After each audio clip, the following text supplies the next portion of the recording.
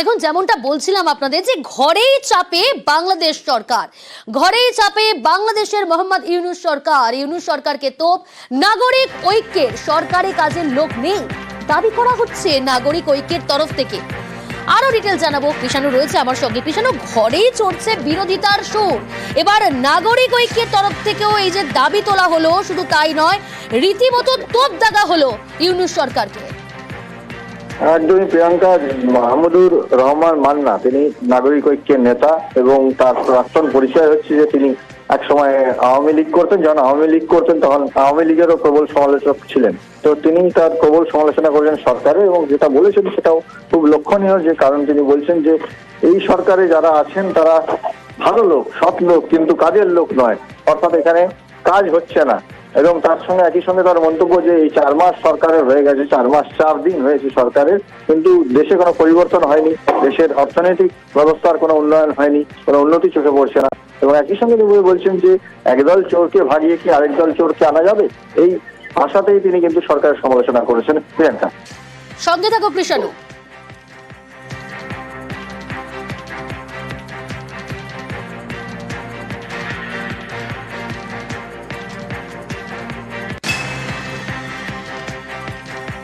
এখন যে সরকার আছে সেটা তো অন্তর্বর্তী সরকার। এই সরকার কতদিন থাকবে জানি না। 1.5 বছর পরে নির্বাচন যদি হয় তাহলে এই সরকারের আইন 1.5 বছর। এই সরকারে যারা এসছেন তারা ভালো মানুষ, তারা লুটেরা না, তারা মিথ্যুক নয়, তারা প্রতারক নয়, তারা নিজের নিজের জায়গায় সফল, এরা ভালো মানুষ বলে পরিচিত। ঘুষ এখনো চলে না, টুকটাক। আরে ভাই, আমি একে সরলাম কি বিজে বসাবার জন্যে? আমি এক চোর বদলে আরেক চোরকে বসাবার জন্য কাজ করেছি। যে দেশ চালায়নি, দেশ সম্পর্কে জানে না, যে মানুষ সম্পর্কে জানে না, সে দেশের ভালো করবে কিরকম করে? অতএব এই সরকার ভালো মানুষ কিন্তু কাজের মানুষ নয়। ভারত আগেই কড়া সমালোচনা করেছে এবং কড়া বার্তা দিয়েছে বাংলাদেশকে, আর এরই মাঝে এবার সরব আমেরিকা। বাংলাদেশকে কড়া বার্তা আমেরিকার, কড়া বার্তা বাইডেন প্রশাসনের। সংখ্যালঘু আক্রান্তে ঢাকার দায়, বার্তা আমেরিকার। আরো ডিটেল জানাবো আপনাদের। কৃষাণু রয়েছে আমার সঙ্গে। কৃষাণু, ঘরে বাইরে বিশ্বের দরবারে এবার চাপের মধ্যে বাংলাদেশ, ইউনূস সরকার। মনে থাকবে যে বাংলাদেশে এই তদারকি সরকার হওয়ার পরে যেভাবে সংখ্যালঘু নির্যাতন বাড়ছিল, তখন কিন্তু আমেরিকার বিভিন্ন শহরেও কিন্তু অনাবাসী ভারতীয়রা প্রতিবাদ শুরু করেছিলেন। বহু শহরে বিক্ষোভ হয়েছে, বহু শহরে প্রতিবাদ সভা হয়েছে, এবং সেই প্রতিবাদ সভার পর কিন্তু এটাও লক্ষণীয় ছিল যে তৎকালীন যিনি প্রেসিডেন্ট পদপ্রার্থী ছিলেন, এখন যিনি প্রেসিডেন্ট হয়েছেন ডোনাল্ড ট্রাম্প, তিনিও বলেছিলেন যে বাংলাদেশে যেভাবে সংখ্যালঘু নির্যাতন চলছে তা নিন্দনীয়। এই সুবাদেই কিন্তু বাইডেন প্রশাসন থেকে বার্তা দেওয়া হলো বাংলাদেশ সরকারকে যে সংখ্যালঘুদের সুরক্ষা অত্যন্ত জরুরি, এবং সংখ্যালঘুদেরকে যে কোনো মূল্যে সুরক্ষা দিতে হবে, এবং যদি সংখ্যালঘুদের উপর কোনো আঁচ পড়ে তার দায় কিন্তু ঢাকাকে নিতে হবে। এটা কিন্তু অর্থহীন ভাষায় জানিয়ে দিয়েছে আমেরিকা। প্রিয়াঙ্কা, বেশ, অনেক ধন্যবাদ কৃষাণু। ঘরে বাইরে বিশ্ব দরবারে সারাশি চাপে ইউনূস সরকার, ভারতের কড়া সমালোচনার মধ্যেই এবার সরব আমেরিকাও। সংখ্যালঘু নির্যাতনের দায় কিন্তু নিতে হবে ঢাকাকে। একেবারে সরাসরি তো বাইডেন প্রশাসনের। প্রবাসীদের বিক্ষোভের মধ্যেই বাংলাদেশকে সুরক্ষা সুনিশ্চিতের বার্তা ওয়াশিংটন।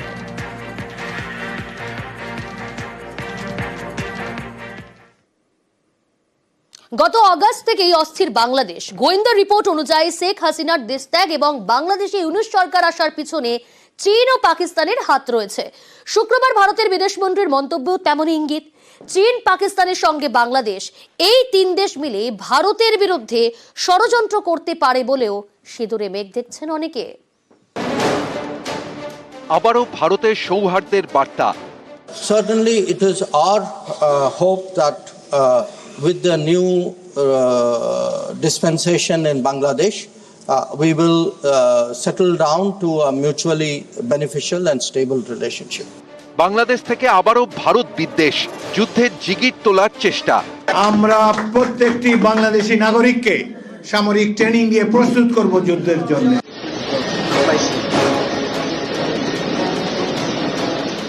অগাস্টে দেশ ছাড়েন প্রধানমন্ত্রী শেখ হাসিনা।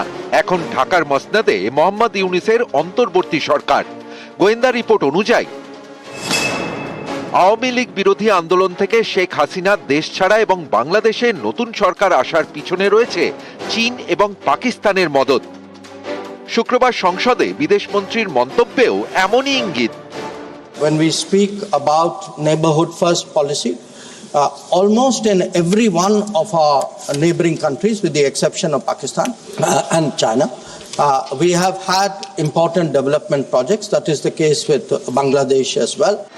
বাংলাদেশকে চীন পাকিস্তানের মদত, এই তিন দেশের যা ভৌগোলিক অবস্থান তাতে অনেকেই সিঁদুরে মেঘ দেখছেন। ভারতের উত্তর পূর্বে চীন, পূর্ব দিকে বাংলাদেশ এবং পশ্চিমে পাকিস্তান। এর মধ্যে বাংলাদেশের সঙ্গে ভারতের 4096 কিলোমিটারের আন্তর্জাতিক সীমান্ত।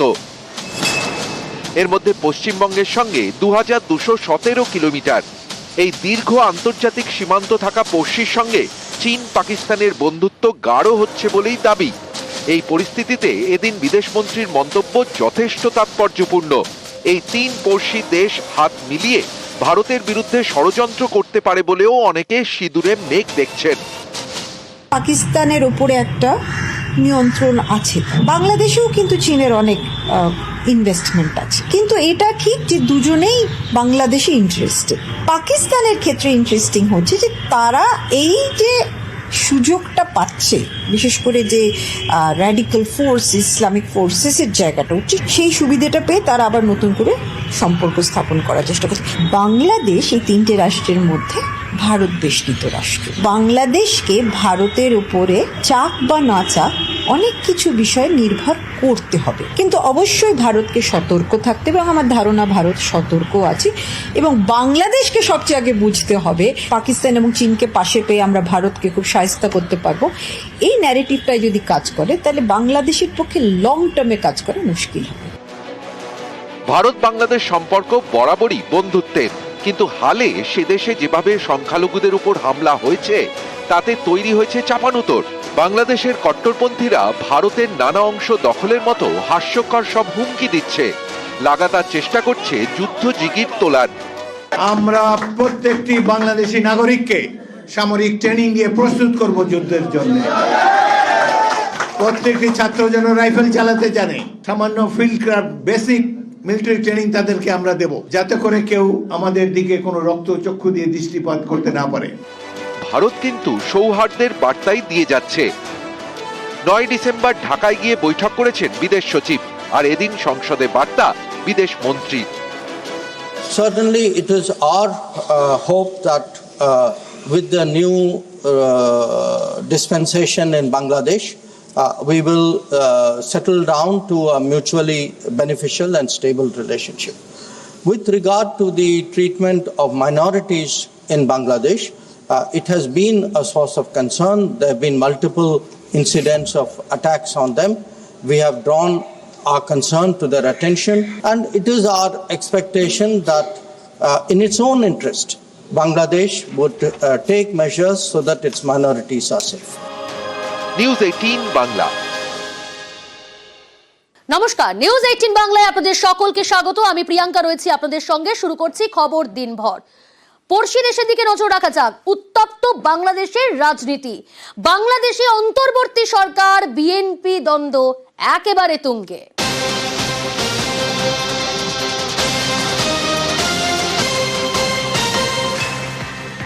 ইউনূস সরকারকে কড়া বার্তা বিএনপির, দলকে প্রতিপক্ষ করবেন না বার্তা বিএনপির। সব দল বিরোধিতা করছে মন্তব্য ইউনূস সরকারের। ইউনূস সরকারের মন্তব্যের সমালোচনায় বিএনপি। আরো ডিটেল আপনাদের জানাবো, রয়েছে প্রতিনিধি কৃষাণু। কৃষাণু, কলকাতা দখলের ফাঁকা হুমকি আমরা দেখলাম, তার মাঝে এবার ঘরের কোন্দলে জেরবার ঢাকা, কতটা চাপের মুখে তদারকি সরকার? প্রিয়াঙ্কা, ভালোই চাপের মুখে, চাপ বাড়ছে ক্রমশ ইউনূস সরকারের উপরে। তার কারণ হচ্ছে যে গতকাল বিএনপির একটি সম্মেলন ছিল, সেই সম্মেলনে দলের বিশিষ্ট নেতা ফখরুল মির্জা তিনি মন্তব্য করেছেন যে সরকার যেভাবে মন্তব্য করে চলেছে যে সবাই বিরোধিতা করছে, রাজনৈতিক দলগুলো বিরোধিতা করছে, ঠিক হচ্ছে না। তিনি মন্তব্য করেন যে রাজনৈতিক দলকে প্রতিপক্ষ ভাববেন না এবং প্রতিপক্ষ করবেন না, কারণ কোনো কারণে যদি সরকার পড়ে যায় তাহলে কিন্তু জনগণও ব্যর্থ হবে, সরকার যদি ব্যর্থ হয়। এই ভাষায় তিনি চাষাচলা ভাষাতেই প্রায় সমালোচনা করেছেন সরকারকে, এবং একটা নিশ্চিত বার্তা দিয়ে চেয়েছেন যে সরকার যদি বিরোধীদের সমালোচনা করে তাহলে বিরোধীরাও সেই চিন্তার পথেই হাঁটবে। প্রিয়াঙ্কা, কৃষাণু, তুমি সঙ্গে থাকো, আপনাদের শোনাই বিএনপি নেতার কি বক্তব্য। এই সরকার অন্তর্বর্তীকালীন সরকার আমরা সবাই মিলে এই সরকারকে আমরা দায়িত্ব দিয়েছি।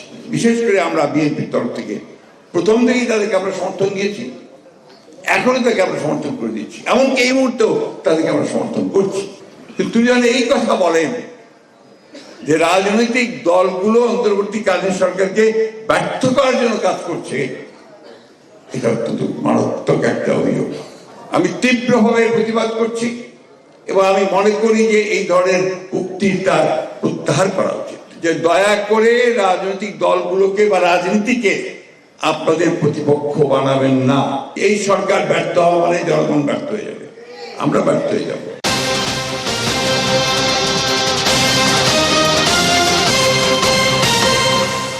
এদিকে আরজিকর নিয়ে কংগ্রেসের বিক্ষোভ, কংগ্রেসের নিজাম প্যালেস অভিযানের তুলকালাম পরিস্থিতি, পুলিশের সঙ্গে বিক্ষোভকারীদের বিবাদ, ধস্তাধস্তি, সরাসরি সেই ছবি আপনারা দেখতে পাচ্ছেন।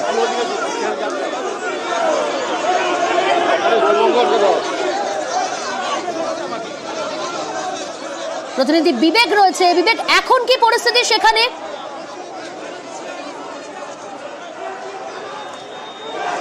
দেখো, এই মুহূর্তে রাস্তাতে কার্যত সবাই বসে পড়েছেন এবং তারা প্রতিবাদ জানাচ্ছেন। হাতে কংগ্রেসের যেরকম পতাকা রয়েছে সেরকম অনেকের হাতে জাতীয় পতাকাও রয়েছে।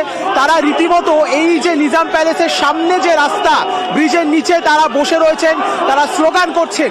এখানে একদিকে প্রদেশ কংগ্রেসের রাজ্য সভাপতি থেকে শুরু করে একাধিক নেতৃত্ব এবং দক্ষিণ কলকাতা জেলা কংগ্রেস তাদের যে নেতৃত্ব তারাও রয়েছেন এবং তাদের যেটা দাবি যে আমরা গতকালই দেখেছি যে খুন এবং ধর্ষণ মামলা আরজিকর, সেখানে তথ্য প্রমাণ লোপাটের যে কেস বা যে মামলা, সেখানে কার্যত চার্জশিট দিতে পারেনি সিবিআই এবং সেই কারণেই 90 দিনের মধ্যে চার্জশিট না দিতে পারাতে কার্যত জামিন হয়েছে অভিজিৎ মণ্ডল, তালা থানার ওসি, এবং সন্দীপ ঘোষ, প্রাক্তন অধ্যক্ষ আরজিকরে। সেটা কেন হলো তার জবাবদিহি চাইতেই কিন্তু তারা এই মুহূর্তে রাস্তায় এসে উপস্থিত হয়েছেন।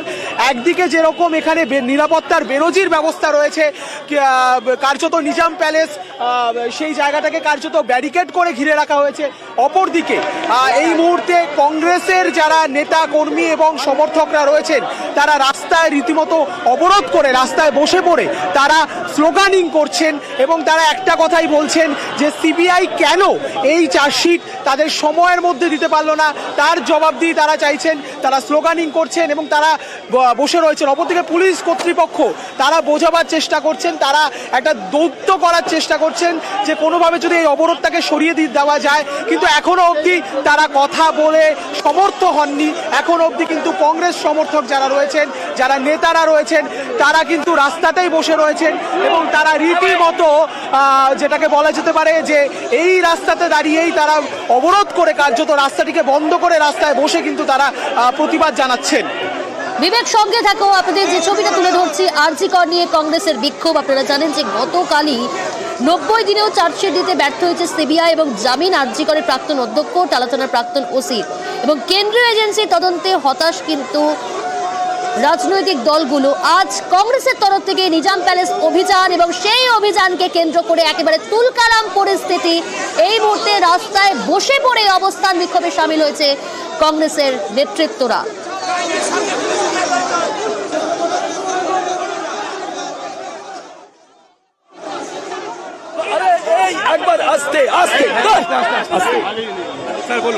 দেখুন, আমরা এখানে শান্তিপূর্ণভাবে প্রতিবাদ জানাতে এসেছিলাম, প্রতিবাদ করতে এসেছিলাম, কিন্তু পুলিশ আমাদের নেত্রী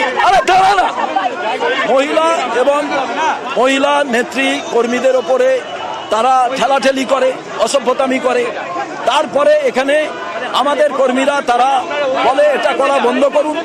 এখন আমরা এখানে বসে আছি, পুলিশের লোকেরা যদি এখান থেকে সরে যায়, আমরা কোনো গোলমাল করার জন্য আসিনি, কিছু ভাঙার জন্য আসিনি।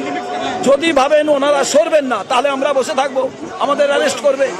আর যদি ওনারা ভাবেন যে ওনারা সরে যান, আমরা আমাদের মতো এখান থেকে আমরা চলে যাব। কারণ আমরা মানুষের কষ্ট দেওয়ার জন্য রাস্তা অবরোধ করতে আসিনি, আমরা প্রতিবাদ করতে এসেছিলাম। আমরা সিবিআই আধিকারিকের সঙ্গে দেখা করার জন্য এসেছিলাম যে কেন চার্জশিট দিতে পারলেন না, কি এমন আপনাদের হচ্ছে অশুভ নেক্সাস, আমরা সেটা জানতে চাইছিলাম। দেখুন, আন্তর্জাতিক সংস্থা বিস্ফোরক রিপোর্ট পেশ করেছে। সেখানে বলা হচ্ছে যে বাংলাদেশের সাংবাদিকরা একেবারেই নিরাপদ নয়। সাংবাদিকদের জন্য বিপজ্জনক দেশ বাংলাদেশ। সে দেশের সংবাদ মাধ্যমগুলিকে নিয়ন্ত্রণ করছে সরকার, আর খবরের উপর খবরদারি করা হচ্ছে। মিথ্যে মামলায় ফাঁসানো হচ্ছে সাংবাদিকদের। অশান্ত বাংলাদেশে একাধিক সাংবাদিকের প্রাণও গিয়েছে। বিস্ফোরক তথ্য বিখ্যাত আন্তর্জাতিক সংস্থার রিপোর্টে।